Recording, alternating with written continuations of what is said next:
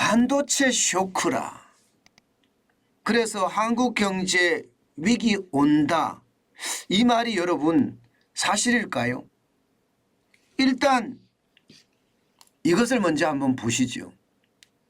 삼성전자 반도체 부분 영업이익 감소율입니다. 영업이익 감소율. 무려 말입니다, 여러분.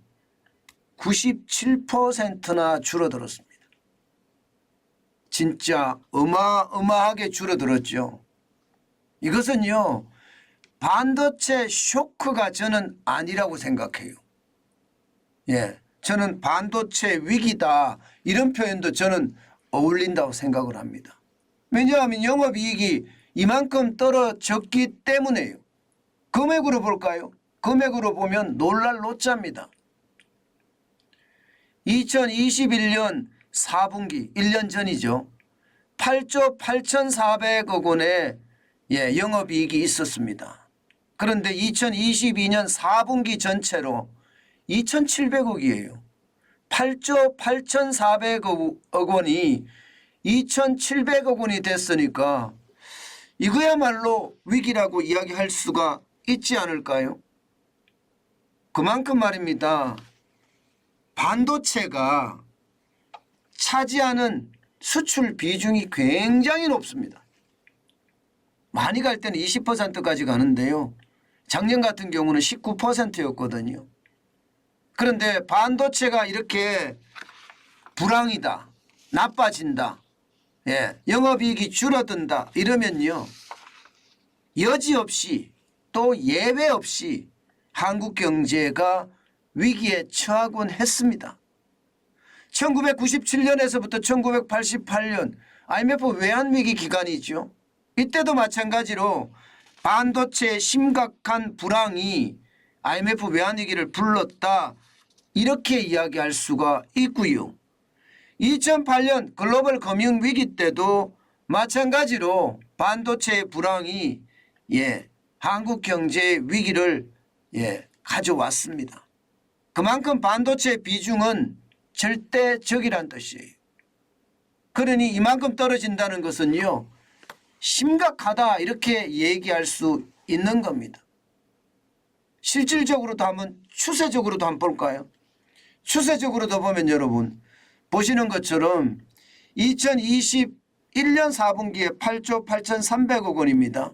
그리고 2022년 4분기엔 2,700억이고요. 지난 3분기만 하더라도 5조 1,200억 원인데 이게 뭐 증발했다 이 말이 어울릴 것 같아요. 반도체 영업이익이 증발했다. 매출액도 지금 완전히 떨어지고 있습니다. 작년 1분기에 26조 8,700억 원, 2분기에는 28조 5천억까지 갔던 게 20조 700억 원으로 줄어들었습니다. 완전히 쪼그라들었죠. 8조 한 4천억 가량이 줄어들었으니까 굉장히 많이 줄어드는 겁니다. 거의 말입니다. 매출 자체도 곤두박질 쳤다는 이야기예요. 이것은 말입니다. 결국 우리 경제 전체에 어떤 충격을 주기에 충분합니다. 여기에다가 좀 더 나아가 보겠습니다. 삼성전자만 봤을 때 반도체만 이런 게 아니에요. 지금 보시다시피 반도체는 96.9%가 떨어져 97%가량 떨어졌지만 지금 심각한 것은요. 영상 디스플레이 같은 경우는 적자입니다. 작년 대비해 보면요. 7천억 원이 마이너스 600억 원이 됐습니다. 108.6%가 떨어졌고요. 모바일 가전도 영업이익이 51.5%가 빠졌습니다. 이게 3조 3,800억 원에서 1조 6,400억 원으로 줄어들었으니까요. 여기다가 스마트폰 한번 보시자고요. 스마트폰. 여기도 31.6%가 떨어졌죠. 2조 6,600억 원이 1조 7천억 원이 됐으니까요. 그나마 디스플레이가 선방을 했습니다. 37.9%가 올라갔으니까. 1조 3,200억 원이 1조 8,200억 원이 됐으니까. 그나마 말입니다. 그렇지만 4분기 전체적으로 보면 5개 사업 부문 중에 4개가 망가졌고요. 그중에서 반도체가 가장 크게 떨어졌습니다. 이것이 위기가 된다는 뜻이에요. 실제로 말입니다. 삼성전자의 반도체 불황, 반도체의 위기가 우리 경제에 지금 영향을 미치는 곳이 굉장히 많습니다. 실제로 지표도 그렇게 나옵니다.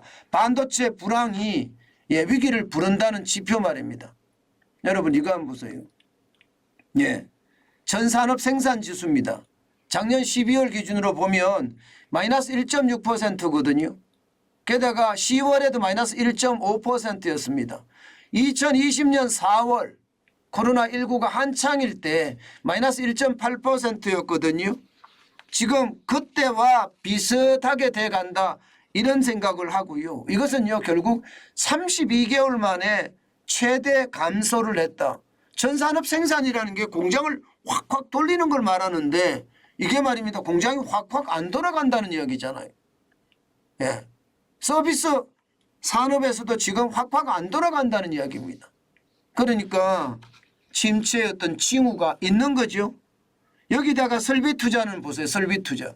12월에 7.1%가 줄었습니다. 당연할 거예요 아마.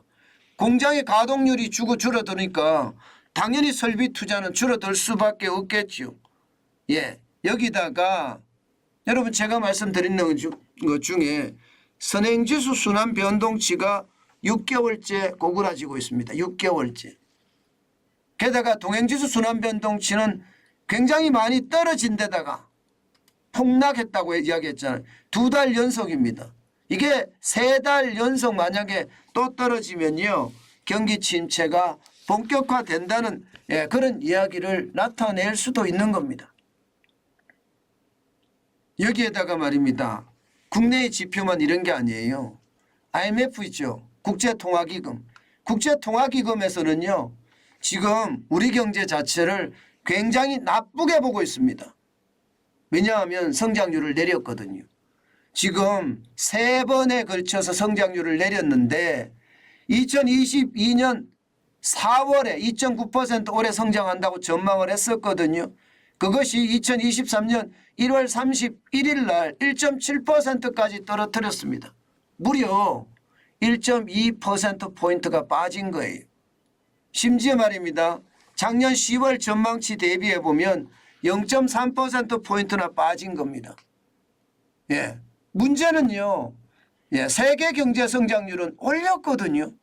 세계 경제 성장률은 작년 10월에 2.7% 성장한다는 것이 올 1월에는 2.9%로 0.2%포인트를 올렸습니다. 우리나라만 지금 낮춘 거예요. 우리나라만 사실상. 선진국도 올리고 안 올린 데가 없는데 다 올린다고 이야기하는데요.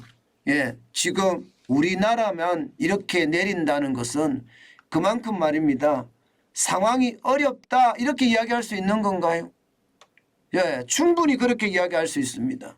그래서 지금 반도체 상황이 참 나쁘다. 반도체의 어떤 상황 자체가 이대로라면 경제가 더 나빠질 수도 있다. 그러면 침체에 대한 위기도 올 수 있다. 이렇게 이야기할 수가 있습니다. 반도체 불황 때마다 시장은 막 엄청나게 요동을 쳤으니까요. 지금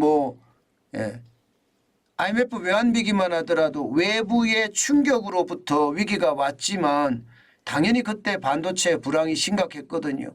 그러니까 마이너스 5.1%까지 떨어졌고요. 금융위기 때는 플러스 0.8% 성장은 했지만 이게 금융위기 때 일반 사람들은 위기라고 잘 못 느꼈지만 말입니다. 진짜 어려웠거든요. 지금은 실물 경제가 그 어느 때보다 무너지고 있어서 저는 지금 현재를 잘 다스리지 못하면 한국 경제 전반으로 부진이 전파되는 그런 상황이 되지 않겠느냐 이런 예상 많이 해봅니다. 여러분 삼성전자가 이렇다고 그러면요. 여타 기업들은 어떨까요? 저는 이 생각을 반드시 해야 된다고 생각합니다. 삼성전자가 실적의 충격을 맞아서 우리 경제의 한 20%, 우리 수출의 19%를 차지하는 어떤 수출 전선에 적자가 생겼다.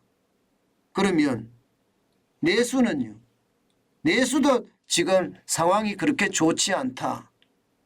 삼성전자뿐만 아니라 다른 기업들도 어렵다. 이렇게 해석할 수 있는 겁니다. 결국 말입니다.